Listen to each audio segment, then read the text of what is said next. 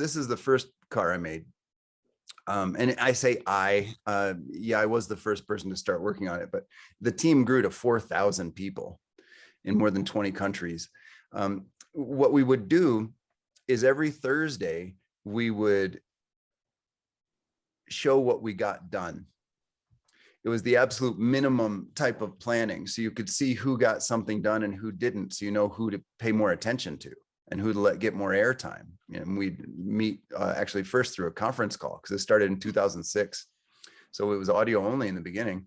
It's not like we had free Zoom then.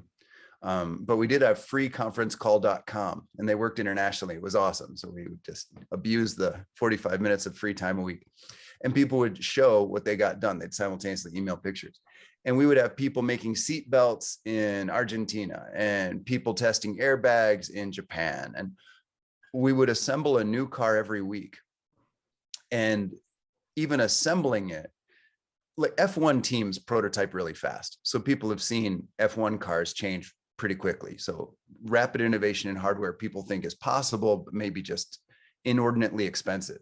Maybe it's 10 million euro a car, right? How could you possibly scale that? But you could go fast if you threw enough money, maybe.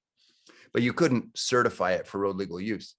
Well, what we focused on was getting the cars road legal in a shorter and shorter time. The homologation testing in the US and Europe, and Europe actually has some regional variants, but in general, it's about a year-long process, sometimes a year and a half, and it's about 100 million euro per car.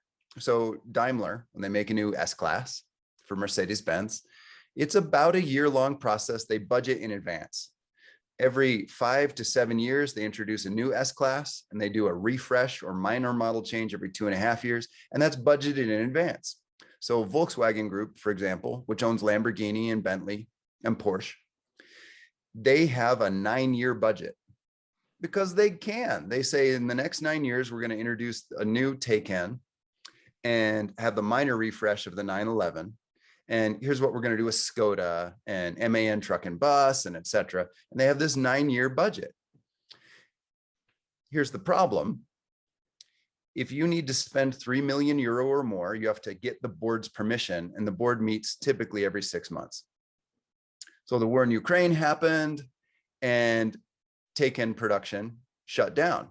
The wiring harnesses were made in Ukraine, and all these engineers came up with ideas of how they could make their own wiring harnesses or get another supplier approved. And they had to create a presentation that was so good it would be allowed in front of the board.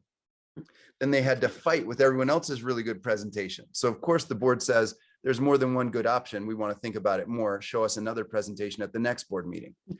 The result, the Taycan is out of production. And not just the Taycan. I mean, this is in general what happens when you have large budgets or long budgets and change cycles.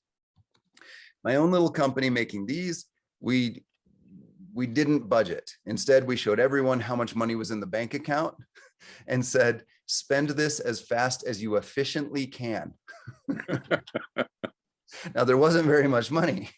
So luckily, people were genuinely good people. We only had one minor theft with 4,000 employees, and it was like $200. So in general, people are good people with fully open finances and full permission. I mean, really, there's just like a pile of money and credit cards on a table, and you could go in and get what you needed to go get stuff. Like that was the system. And we asked you to take a picture of the receipt. We set 4 world records.